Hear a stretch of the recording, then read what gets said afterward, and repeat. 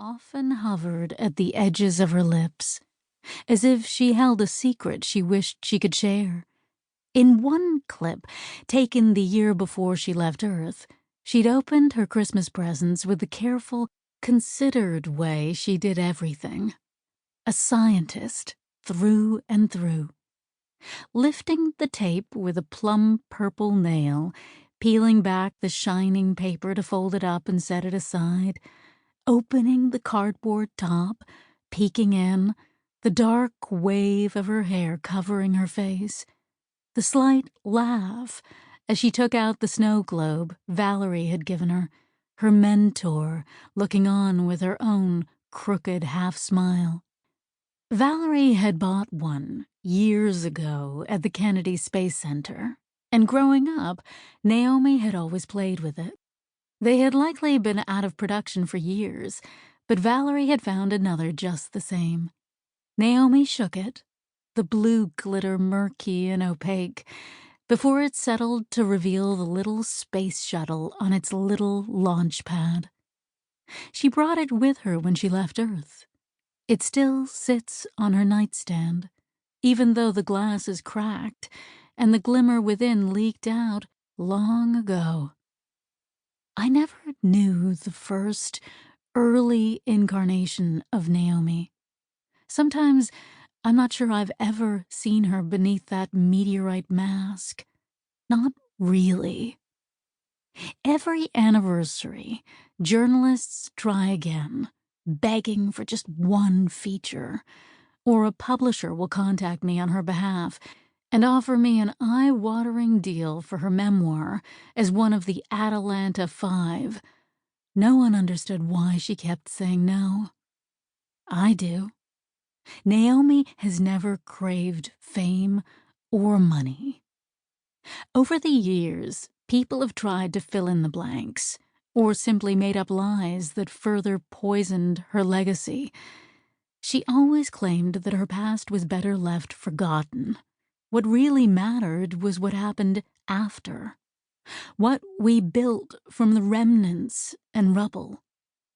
You'll be wondering who I am to her, but I'm not the important part of this story. I never have been. I'd only meant to stay with her for a week, one of my infrequent visits. Always so difficult to get away and see her, and it's so far to travel. It was easy to let too many months pass. At least I visited her, though. The rest of the family never does. She spends so much of her time alone. I was meant to leave tomorrow, yet just half an hour ago, at 2:30 in the morning, she shook me awake. She leaned over me, graying brown hair tickling my face, her hands like claws on my shoulders.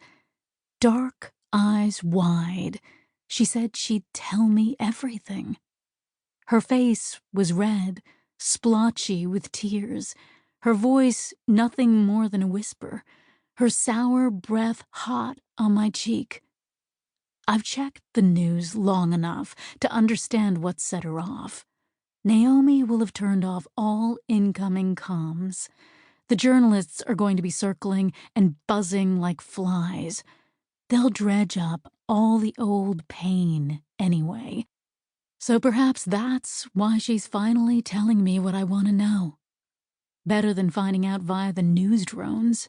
She owes me that much. I've gone to fetch a pen and paper. An anachronistic affectation, but writing longhand helps me think better, even if decoding my handwriting is a struggle. I'm scribbling my thoughts, trying to untangle them before I go back through. Naomi had offered me the same silence as everyone else over the years, given me answers so slantwise to the truth they might as well be lies. I might hear it all tonight. But will it be worse than what I've imagined or managed to piece together over the years? The night sky is so clear, spilled ink speckled with stars. Naomi always said, no matter how dark the night is, you can never mistake a planet-sized sky for the true black of space. I'll start